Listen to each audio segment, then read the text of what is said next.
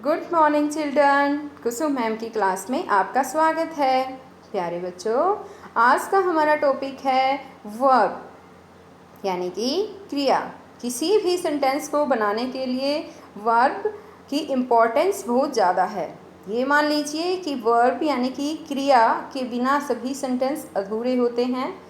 बच्चों, ये ध्यान रखिए कि the verb is king in English, यानी कि वर्ब इंग्लिश का किंग है।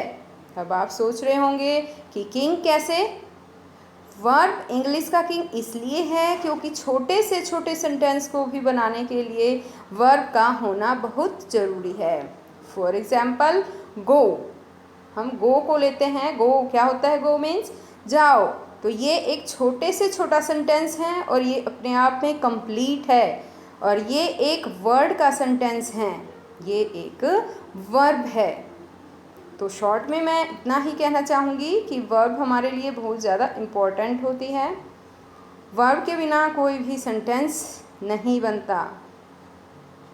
तो चलिए, सबसे पहले मैं आपको वर्ब यानी कि क्रिया का देसी मीनिंग बताती हूँ। क्रिया का अर्थ है काम करना, यानी कि इस संसार में हम सभी प्राणी, जैसे कि कोई इंसान हो, पशु पक्षी जानवर, जो भी काम करते हैं वो सभी काम क्रियाएं कहलाते हैं। जैसे कि नहाना, धोना, उठना, बैठना, सोना, रोना, ये सभी क्या हैं? ये क्रियाएं हैं। दूसरे शब्दों में मैं क्या कह सकती हूँ कि प्राणी के द्वारा किए जाने वाली सभी क्रियाओं को इंग्लिश में क्या कहा जाता है? वर्ब कहा जाता है। तो चलिए, सबसे पहले मैं आपको वर्ब की डेफिनेशन बता देती हूँ।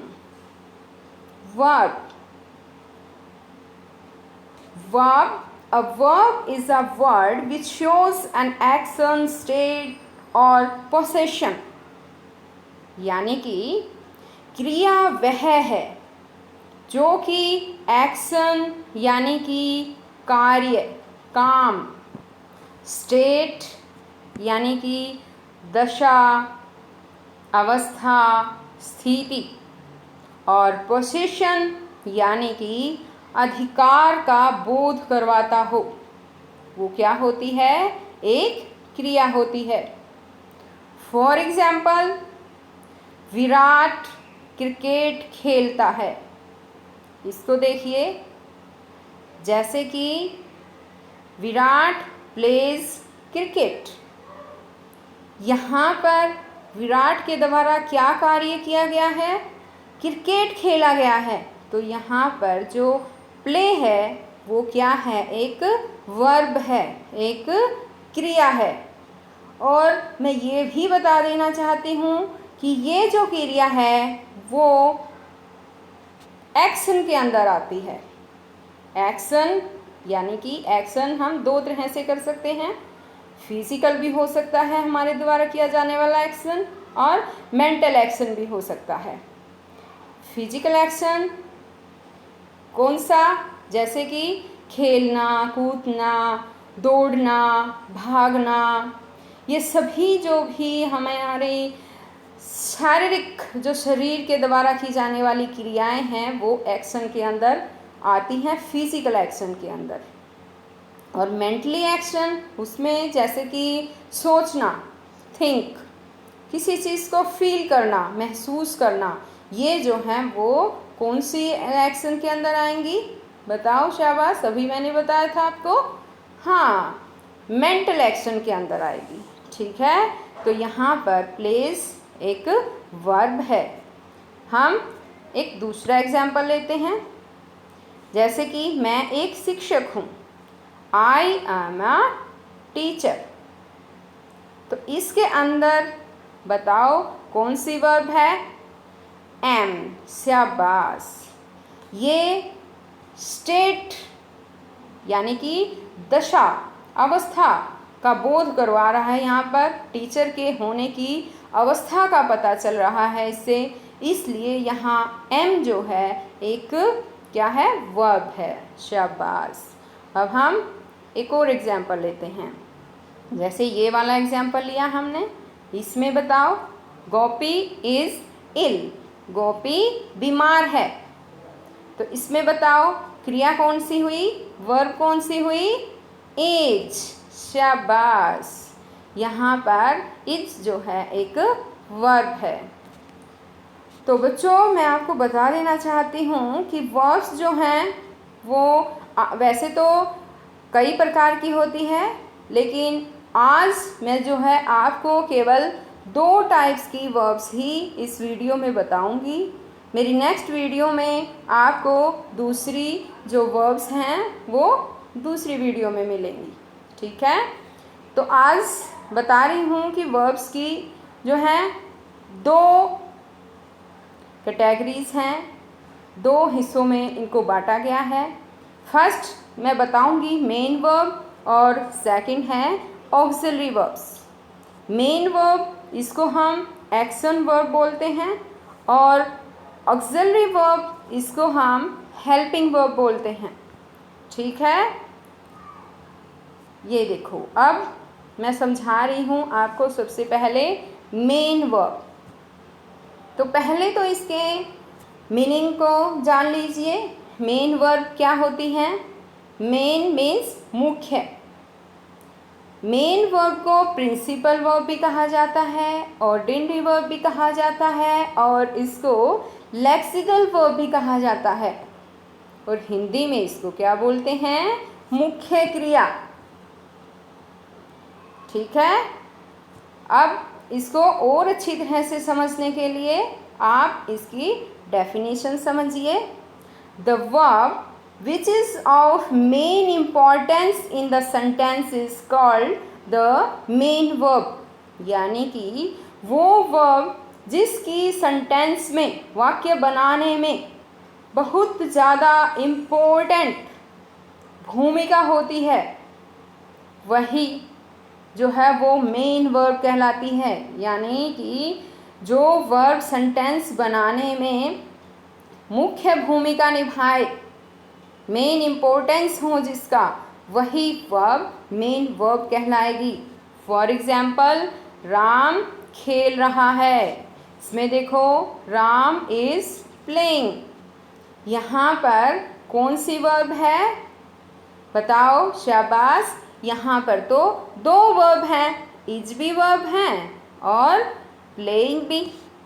तो यहाँ पर 2 वर्ब, जहाँ पर भी 2 वर्ब आ जाए बच्चों, तो वो दोनों वर्ब में से एक हमारी मेन वर्ब होती है और एक हेल्पिंग वर्ब होती है।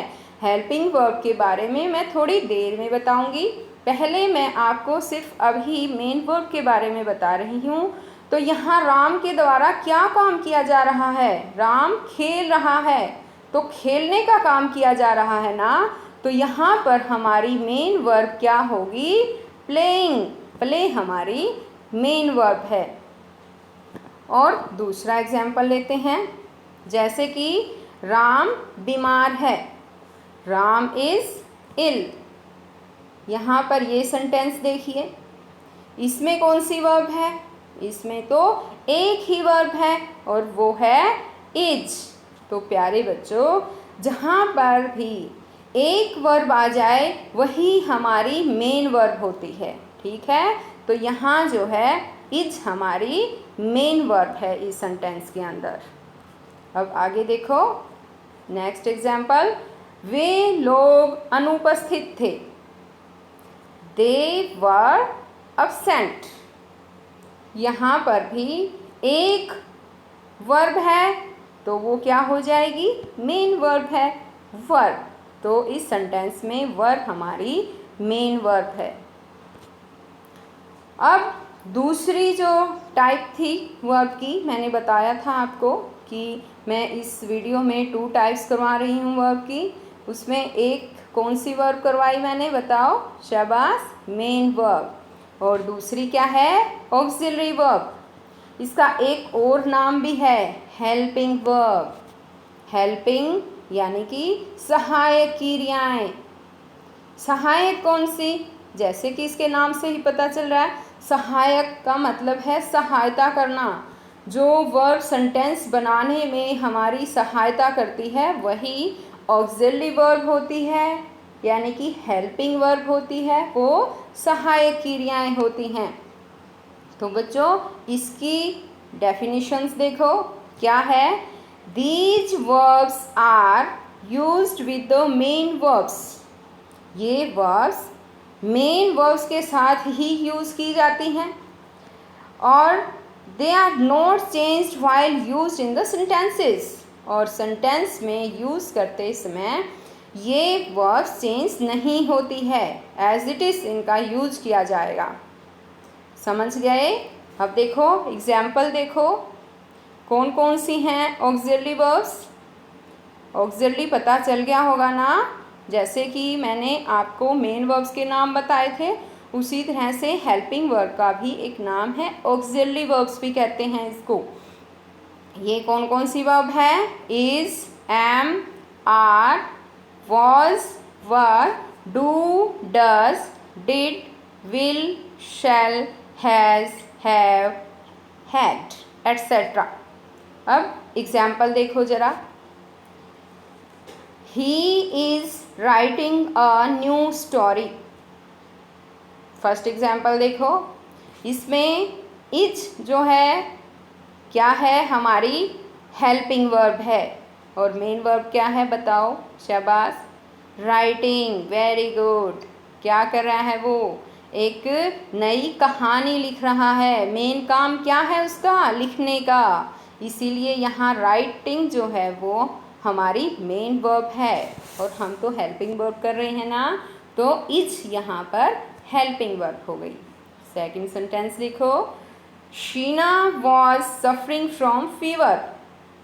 शीना फीवर से, बुखार से पीड़ित थी। इसमें कौन सी है हेल्पिंग वर्ब बताओ? वॉज, शाबाश। और सफरिंग मेन वर्ब है। थर्ड सेंटेंस देखो, your friend has not wished you yet on your achievement. इसमें बताओ, शाबाश, अपना दिमाग लगाओ, कौन सी है इसके अंदर हेल्पिंग वर्ब? शाबाश, यही क्या है? हैज। हैज यहाँ पर हेल्पिंग वर्ब है। अब फोर्थ सेंटेंस देखो, इसमें क्या है? My mother did not attend my friends marriage. इसमें बताओ हेल्पिंग वर्ब कौन सी है? Did, very good. आप अब समझ ही गए होंगे ऑक्सिलरी और हेल्पिंग वर्ब्स क्या होती हैं। इनको थोड़ा डिटेल में बता देती हूँ, ठीक है? ये देखो, ये हैं हेल्पिंग वर्ब्स। इसको ऑक्सिलरी वर्ब्स भी कहा जाता है और हिंदी में इसको सहायक क्रियाएं कहते हैं, ठीक है? तो यहाँ पर देखो बच्चों, देयर आर 28 ऑक्सिलरी और हेल्पिंग वर्ब्स, यानी कि कितनी होती हैं ऑक्सिलरी वर्ब्स? 28। टोटल कितनी? 28। हमने यहाँ पर इनको 2 पार्ट्स में डिवाइड कर दिया है। फर्स्ट है प्राइमरी ऑक्सिलरीज और सेकंड है मोडाल ऑक्सिलरीज। प्राइमरी ऑक्सिलरीज जो हैं उसको 3 पार्ट में डिवाइड किया गया है। ध्यान से याद करो, इसको समझो और फिर उनको याद भी करो। ये बहुत आसान है बच्चों। ये देखो, पहले मैं आपको करवाती हूँ प्राइमरी ऑक्सिलरीज। इसके अंतर्गत इसको 3 पार्ट में डिवाइड किया गया है। फर्स्ट पार्ट है हमारा टू बी। तो ये याद रखना, टू बी वाली जो हेल्पिंग वर्ब होंगी वो बी से बनेगी, जैसे बी, बीइंग, बीन, और साथ में इज, एम, आर, वॉज, वर। याद हो जाएंगी ना टू बी वाली ऑक्सिलरीज वर्ब? शाबाश। टू हैव वाली देखो, अब टू हैव में हैव से ही बनने वाली होंगी। हैव, हैज़, हैड और हैविंग, यानी हैव के आईएनजी लग गया, हैविंग, ठीक है? अब आगे देखो, टू डू। टू डू वाली देखो, डू से ही बनेंगी ये भी, डू, डज, और डू की सेकंड फॉर्म क्या होती है? डिड। आ गया ना समझ में? अब मैं आपको दूसरी वाली ऑक्सिलरीज वर्ब बताती हूँ, मोडाल ऑक्सिलरी वर्ब्स। इनको मोडाल्स भी बोलते हैं। इसके अंतर्गत कौन सी आ जाती हैं? सारे मोडाल्स आ जाएंगे। 13 जो मोडाल्स हैं वो आ जाएंगे इसके अंदर। कौन कौन से हैं? Shall, will, can, may, should, would, could, might, must, ought to, used to, dare and need। इस तरह से ये सारी जितनी भी ऑक्सिलरीज वर्ब हैं और हेल्पिंग वर्ब हैं 28 कंप्लीट हो गई हैं। 2 हिस्सों में बांटा है हमने इनको। पहले प्राइमरी ऑक्सिलरीज में 15 हेल्पिंग वर्ब्स आई हैं और मोडाल ऑक्सिलरीज में कितनी आई हैं? 13। टोटल कितनी हो गई? 28। मैं आशा करती हूँ बच्चों आप ये सब ज़रूर याद कर लोगे। ठीक है, ओके। अब देखो एक और एग्जाम्पल लेती हूँ। यहाँ पर एक नोट दिया गया है। यदि किसी वाक्य में एक ही वर्ब हो तो वो मेन वर्ब कहलाएगा। मैंने पहले भी आपको एग्जाम्पल में ये बात बताई थी ना कि जहाँ पर भी जिस भी सेंटेंस में एक ही वर्ब आ जाए वही हमारी मेन वर्ब होगी। उदाहरण के लिए देखो, फॉर एग्जाम्पल वह बीमार है, शी इज़ इल। यहाँ पर एक ही वर्ब कौन सी है? इज। तो यही हमारी मेन वर्ब है। एक अनदर एग्जाम्पल लेते हैं। मेरे पास एक कार है, आई हैव अ कार। तो यहाँ पर बताओ हैव। शाबाश। हैव क्या है? हमारी मेन वर्ब। क्यों? क्योंकि ये इस सेंटेंस में एक ही वर्ब आई है और जिस भी सेंटेंस में एक वर्ब आ जाए वही हमारी मेन वर्ब होगी। सेकंड नोट देखो। अब यदि किसी वाक्य में 2 या 2 से अधिक वर्ब्स एक साथ हों तो सबसे अंत वाला वर्ब मेन वर्ब कहलाएगा और अन्य वर्ब्स हेल्पिंग वर्ब्स कहलाएंगे। ये जो नोट है बच्चों ये बहुत इम्पोर्टेंट है, इसको ध्यान से सुनो। क्या कहा गया है कि यदि किसी भी वाक्य में 2 हेल्पिंग वर्ब आ जाए या 2 से अधिक हेल्पिंग वर्ब, 3 हेल्पिंग वर्ब जैसे कि आ जाए तो वहाँ पर सबसे लास्ट में जो वर्ब आएगी वही हमारी मेन वर्ब कहलाएगी और जो उससे पहले वाली वर्ब होंगी वो हेल्पिंग वर्ब कहलाएंगी। यहाँ पर अब एग्जाम्पल देखो। सुबह से बारिश हो रही है, it has been raining since morning. तो इसके अंतर्गत बताओ बच्चों यहाँ पर कितनी वर्ब्स आई हुई है? शाबाश। देखो हैज बताया था ना मैंने अभी, हैज वर्ब है और कौन सी है? बीन भी वर्ब है और रेनिंग भी हैं। तो इसके अंतर्गत 3 वर्ब आ गई ना। तो बताओ इस उदाहरण में मैंने क्या बताया कि जो लास्ट वाली है, लास्ट वाली कौन सी है यहाँ पर? रेनिंग। तो रेनिंग हमारी मेन वर्ब होंगी और हैज़ बीन क्या होगी? ये हमारी हेल्पिंग वर्ब होगी। समझ में आ गया ना? चलो एक और एग्जाम्पल देती हूँ इसी का। मैं एक किताब पढ़ रहा हूँ। यहाँ देखो, I am reading a book. इसके अंतर्गत बताओ। शाबाश। कौन सी वर्ब हैं? एम भी वर्ब हैं और रीडिंग भी वर्ब है। तो 2 वर्ब आ गई। लास्ट वाली कौन सी है? रीडिंग। ये हमारी मेन वर्ब है और एम हमारी क्या है? हेल्पिंग वर्ब है। शाबाश। अब थर्ड नोट। थर्ड नोट देखो क्या है? मोडाल्स का प्रयोग सिर्फ हेल्पिंग वर्ब्स के रूप में किया जा सकता है, मेन वर्ब्स के रूप में नहीं किया जा सकता। बच्चों मैंने आपको मोडाल्स बताए थे, उनके नाम अभी बताए हैं ना। 13 मोडाल्स हैं। तो ये इस नोट के अंतर्गत समझाया गया है कि मोडाल्स का प्रयोग हमेशा हेल्पिंग वर्ब के रूप में ही किया जाएगा। मोडाल्स कहीं पर भी मेन वर्ब के रूप में यूज़ नहीं किए जाएंगे। ठीक है बच्चों, ये बात हमेशा ध्यान रखना। और मोडाल्स जितने भी हैं उनके बाद हमेशा वर्ब की फर्स्ट फॉर्म यूज़ की जाती हैं। तो प्यारे बच्चों, मोडाल्स के बारे में मैं आपको अपनी दूसरी वीडियो में बताऊंगी। मोडाल्स के ऊपर मैं एक अलग से वीडियो बनाऊंगी और ये वीडियो देखने के लिए आप मेरे चैनल को सब्सक्राइब करें, साथ में दिए गए बेल आइकन बटन को दबाएं और मेरी वीडियोस को लाइक करें, शेयर करें। ओके, थैंक यू बच्चों।